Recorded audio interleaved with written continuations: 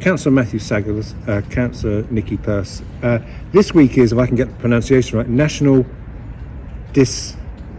Neurodyspraxia. It's hard enough to say, but so can you help us and tell me what that is all about? We're trying to raise awareness. Matt Hancock, who's an MP up in Westminster, is diagnosed as dyslexic, and he for years has said the system didn't work.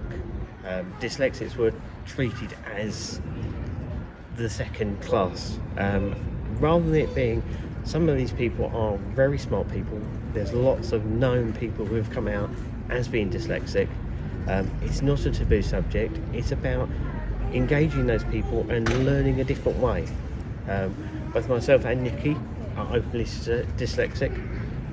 We want to show you can reach whatever you want to, but there's a different way. And we try to sort of a lot of the work that's being done is to engage with schools and things to get the different way of learning, to get people the help they need, to identify pupils early enough that their education doesn't suffer. So let's take it back a bit, won't go too far back, but Councillor Nikki Purse, how was education for you a few years ago? A few years ago, I'm not embarrassed by saying that I was schooled in the 70s, and it was difficult. We were segregated. I was openly told at school I was thick, I was stupid. We put in special classes.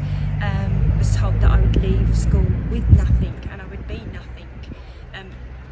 I hope today that has changed, that we look at it, and that's why we're highlighting the awareness this week, because it is so heartbreaking that possibly there could be still some stigma with being dyslexic. Me and Matt are not ashamed of actually saying we're dyslexic, and we're quite proud of actually saying it. Yes, we manage in very different ways to other people. So, for example, just over 12 hours ago, you're at a council meeting, a cabinet meeting, was a document that was over 900 pages. How do you cope with that? It's a lot of reading. I will read it in my own way and in my own time. One thing that is for me as well, and I'm going to say this as a stroke sufferer as well. I had a stroke as well, so that added to it. So in terms of, they give me a hard copy, they do it in larger print for me, which is difficult for them, but they adapt everything for me to actually help me be able to read them. And just I have that at as much time as possible to actually read, but it's going over that and taking my own notes and making sure that I've read them thoroughly. The reading isn't a problem, it's just slower. It's a lot slower. So as local councillors, what can you do?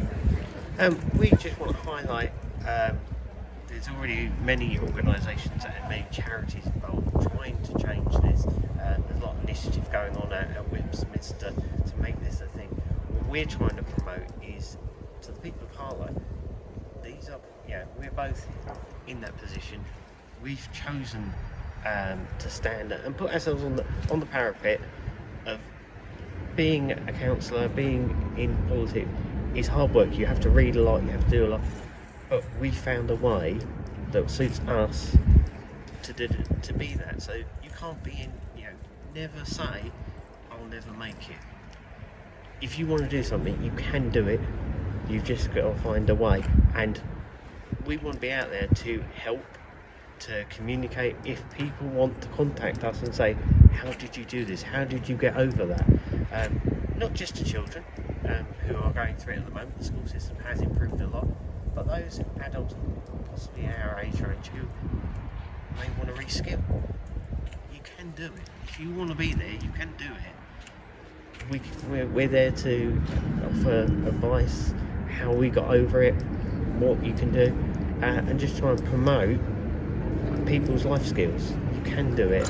It's not a barrier. It's not as bad as it used to be, and we want to show that you can achieve anything you want to.